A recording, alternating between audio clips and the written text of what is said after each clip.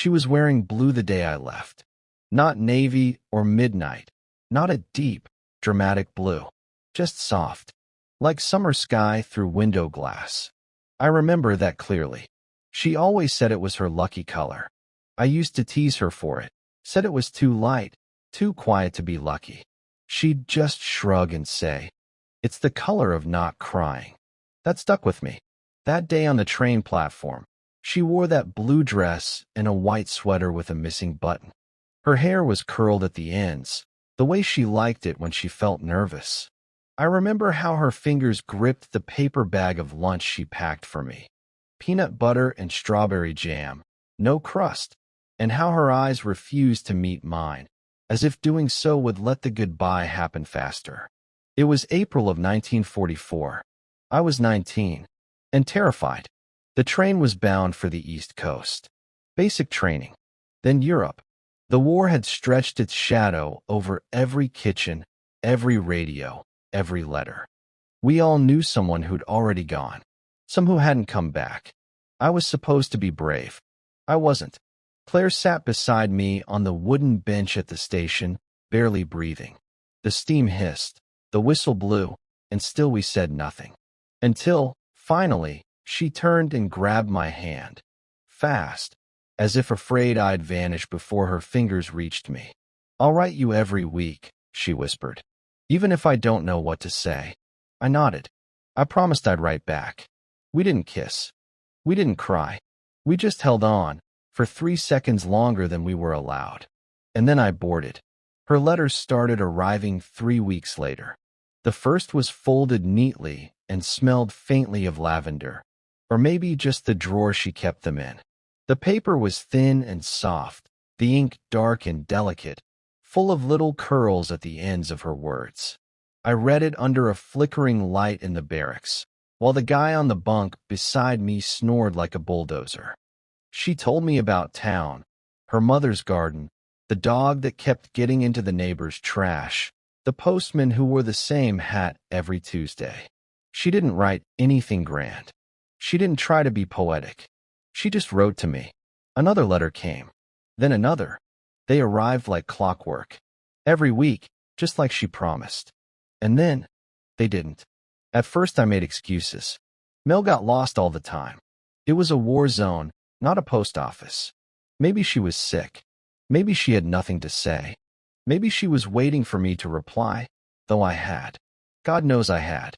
I wrote to her under canvas tents and in muddy foxholes, in the cramped corners of train cars, and once in the back of a truck bouncing through Belgian farmland. I wrote with numb fingers and aching hands. I told her everything I was allowed to say, and more I probably wasn't. Still, no letters came. Then, one day, a single envelope appeared. No return address. No perfume. Just my name. Her handwriting. Inside was one line. "Please don't hate me." That was it. No "Dear James." No signature. Just 5 words, and more silence. I folded that letter and kept it in my breast pocket for the rest of the war. Through France. Through the Ardennes. Through the winter of 44, when the world turned to ice and hope felt like a far-off rumor. The paper wore thin over time, creased and sweat-stained, but I never let it go. I told myself she'd moved on, that maybe it had all been nothing more than sweet illusion, the kind people fall into when the future feels fragile. A girl and a boy on a porch swing, dreaming of letters they'd never write. When the war ended and I came home in 46, she was gone. Married. Moved. Out of state, they said. No forwarding address. Her mother didn't say much, just offered a tight-lipped smile and said, "Life moves fast when boys go to war." I nodded. I didn't ask anything else. And that was that. I never saw Claire again. I married someone else. A good woman. Had children. Built a life that was full in every way it was supposed to be. But I never threw away that letter. I kept it in the back of a desk drawer, in an envelope that said nothing on the front. I told myself it meant nothing, that it was just a part of the past. But every few years, I'd unfold it, touch the ink, read those 5 words, and wonder, I never spoke her name aloud. Not to my wife. Not to my children. It felt unkind, like a kind of betrayal, or maybe too sacred. But I thought of her sometimes. When I heard a certain song, when I passed the old station, when the light outside turned that same color of soft blue. Then, last year, just after my 95th birthday, I walked into the public library in the town where we'd grown up. I hadn't been back in years. The building still had that quiet, warm smell of old books and pencil shavings.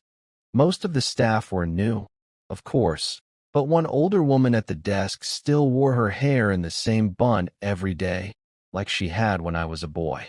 I told her I was just looking, just passing time. She smiled and said they were cleaning out the basement archives that week.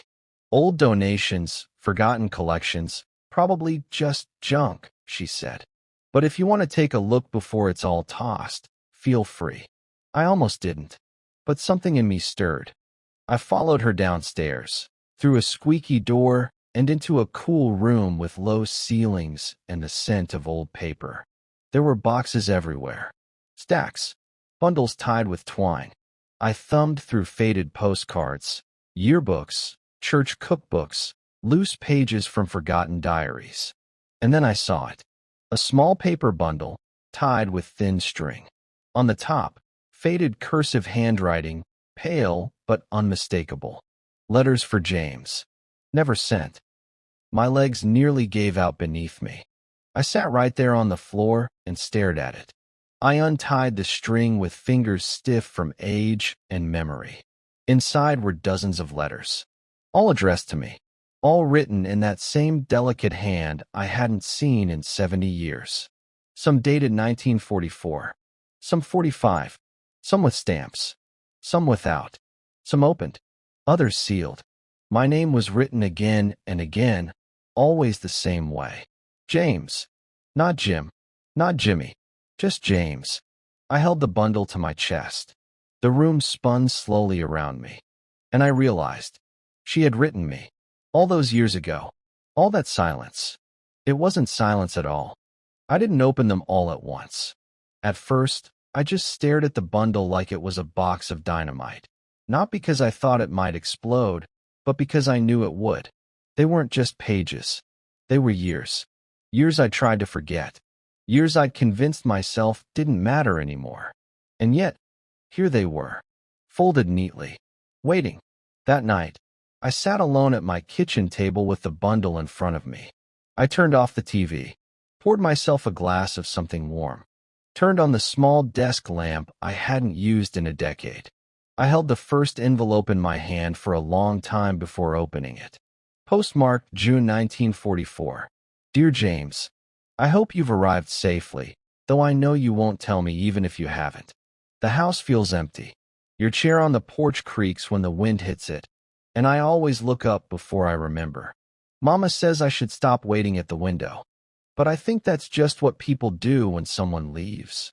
We wait, even when we know better. I saw a robin today, first one this summer. I decided that was a good sign. I miss you already. I suppose I missed you before you even left. Yours always, Claire. I read it 3 times.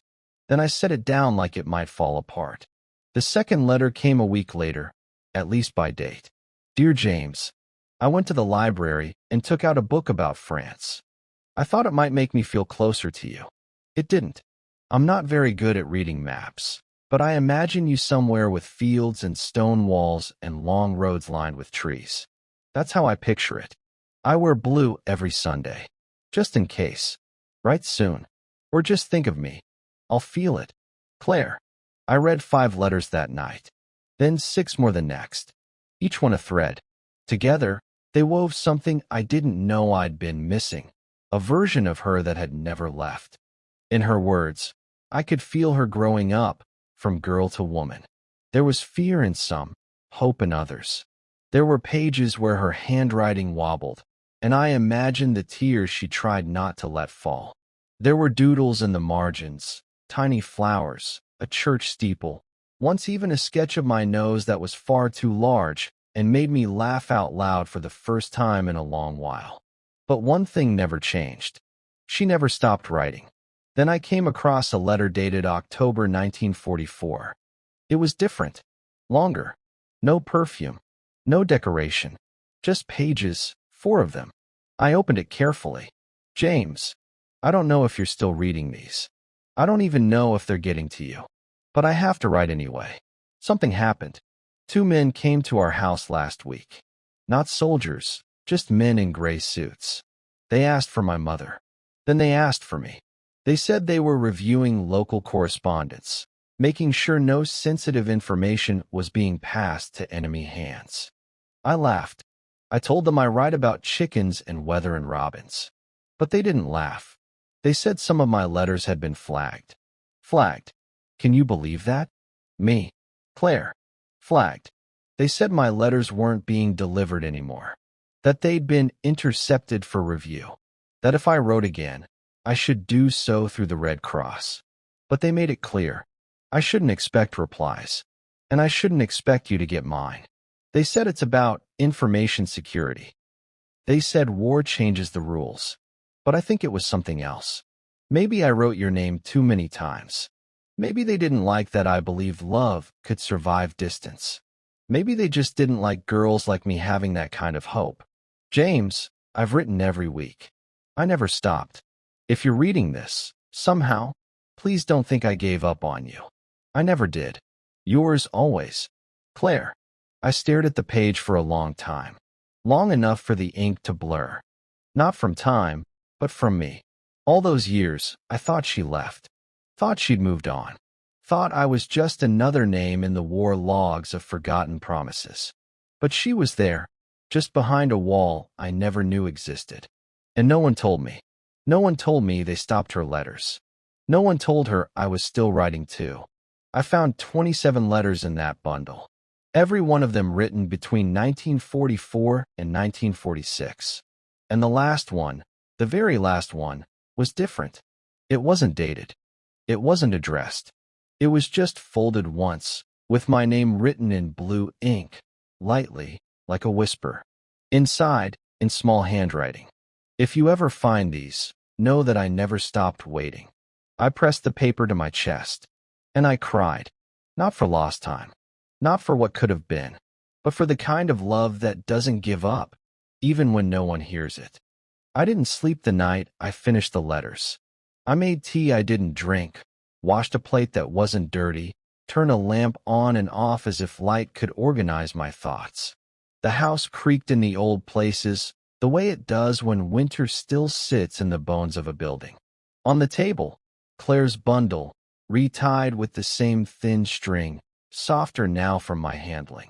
I kept touching her handwriting like a man checking a pulse. Morning finally pried open the blinds.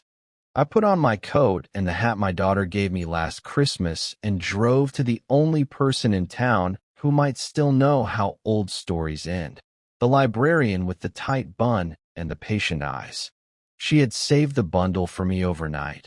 I thought you might want time, she said, like time were something that could be poured by the cup.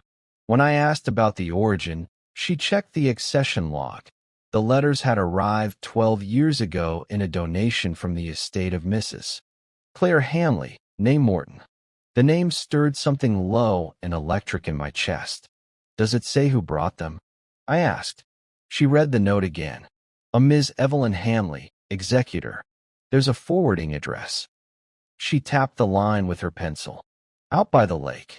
For a moment, I just stood there, old and foolish and very young all at once.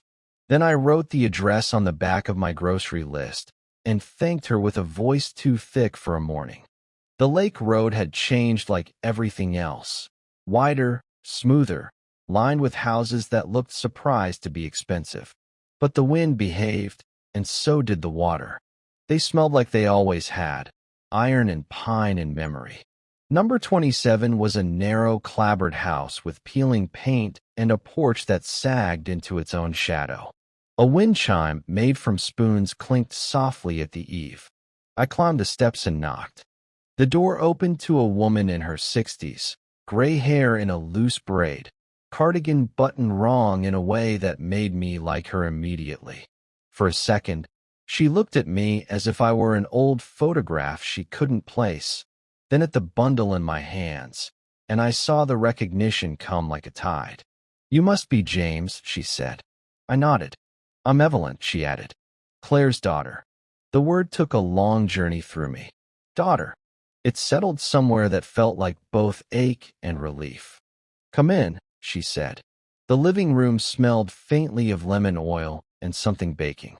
Pictures crowded the mantel, children with gap teeth, a man in a fishing hat, a woman with eyes I already knew. In one frame, Claire stood on a porch holding a newborn, sunlight scattered in her hair. The photograph was from another life, and somehow the same one. I found the letters after she passed.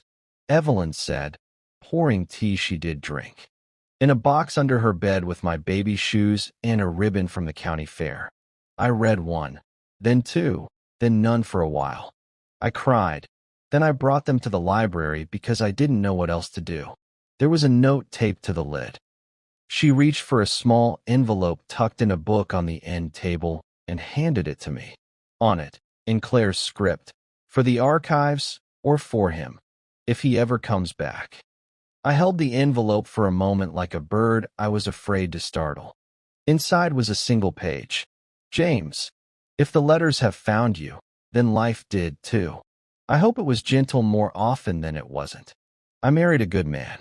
He never asked about the letters. He didn't need to. He knew there are rooms in a person that are meant to stay quiet. He filled many others with laughter. I never stopped waiting, just differently. If you read this, know I forgave everyone a long time ago. The men who kept the mail, the years that kept their secrets, myself most of all. Claire." I didn't realize I'd closed my eyes until I opened them and found Evelyn watching me with a daughter's careful kindness. "She never spoke your name," she said softly. "But sometimes she'd stand at the kitchen sink and stare toward the road like she was listening for a sound only she could hear. When I was little, I thought she was waiting for the ice cream truck." She smiled. Later, I understood there are other kinds of music. We sat with the quiet for a while, the way people do when the truth has just taken its shoes off and entered the room. "May I ask," I said eventually, "why she didn't send them to me after?" Evelyn folded her hands. "She tried once. In '46, she brought a handful to the post office with a new address of yours someone had given her. The clerk told her not to stir up what the war had put down. Let folks move on," he said. "She came home and put the letters back in the box. She believed in kindness more than victory." I thought of the single line I'd carried through winters and marches, "Please don't hate me." I understood it now, not a confession, but a shield she held up against a world that had chosen quiet over honesty. She was asking me not to hate the choice she made to protect everyone but herself. Was she happy? I asked, and felt childish asking.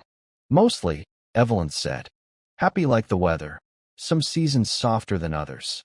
She liked lilacs, church picnics, songs on the radio she could hum without knowing the words.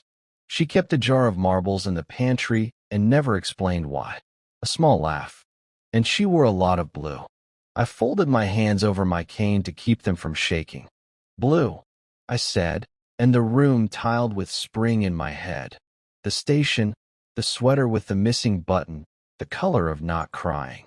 Evelyn stood and crossed to a cabinet. "There's something else," she said, opening a drawer. She returned with a postcard, brown at the edges, the image of a seaside boardwalk on the front. On the back, in tiny script, "Saw a robin today. Decided that was a good sign. See." She mailed that to herself every spring, Evelyn explained. Different cards, same line. It was the sentence from her early letter. I felt a laugh and a sob rise together and chose neither. "I think she wanted to keep promising," Evelyn said, "even if the mail couldn't." We walked the lake path in the afternoon. Geese heckled us from the water's edge as if we'd taken their appointments.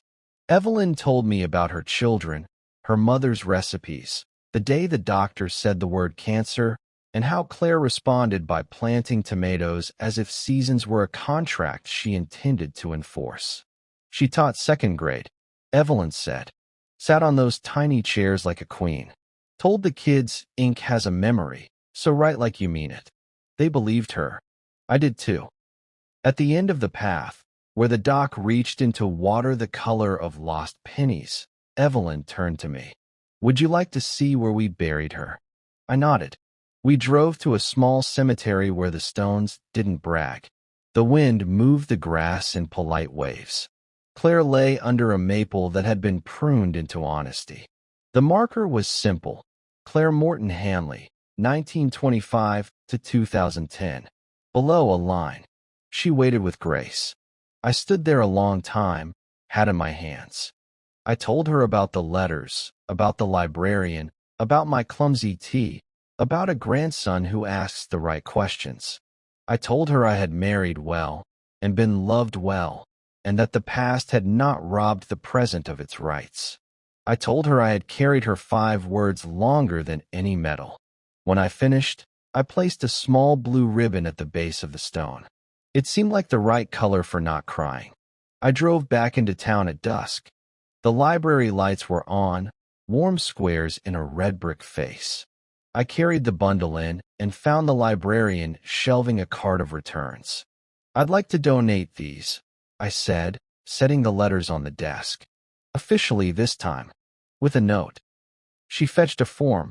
I fetched my pen. In the donor statement I wrote, these letters belong to both of us. To the girl who wrote them and to the boy who finally read them. But more than that, they belong to anyone who has ever waited with their whole heart. Please keep them where people can find them when they need proof that the mail is not the only way messages travel. The librarian read it and dabbed her eye with the corner of a sleeve. We'll put them in personal histories, she said. Top shelf. Top's fine, I said. But make sure a chair is nearby. People my age still like to climb, but we're not always graceful coming down. She smiled the kind of smile that forgives both memory and knees. On my way out, I paused at the community bulletin board. Lost cats, piano lessons, a church supper promising pie that remembered butter. I pulled a blank card from the stack and, with the same pen, wrote, Found, a bundle of letters. Status, delivered at last. Moral, some roads are longer than maps. I pinned it beside a flyer for line dancing and felt ridiculous and perfect. The night was patient outside. I walked to the old station just to stand where the bench used to be. The new platform was cleaner, the boards less talkative, but the train still sighed, and the whistle still stitched the air with lines the eye could almost see. I imagined her in blue, imagined myself at 19, the moment stretched like taffy between leaving and left. A robin hopped along the rail, pausing to tilt its head, as if considering the timetable. I laughed out loud, quietly, so I wouldn't scare it, and said, to no one and to her, That's a good sign. People like to ask, when they hear the story now, whether I regret anything. I could say yes. That would be easy. That would be true in a small way and false in a larger one.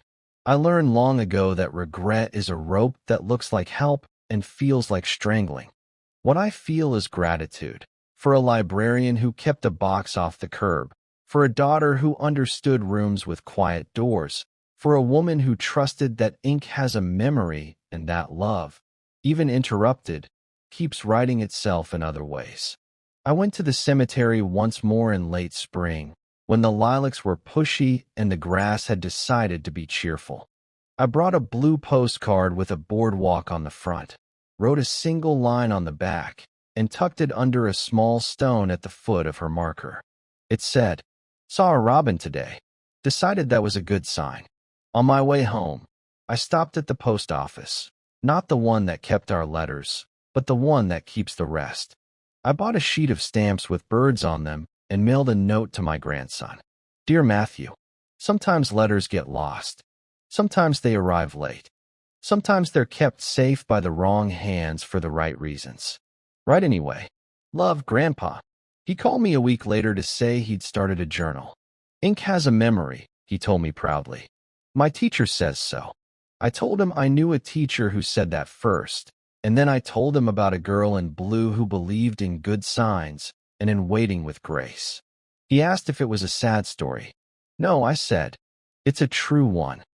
And true stories, like letters, have a way of finding the people who need them, no matter how long the road, no matter who held them up, no matter how many years sit folded between the first word and the last.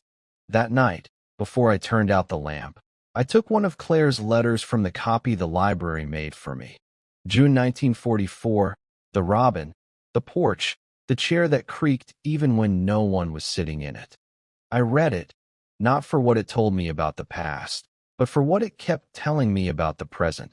That love is stubborn, that waiting can be holy, that blue is sometimes the color of not crying.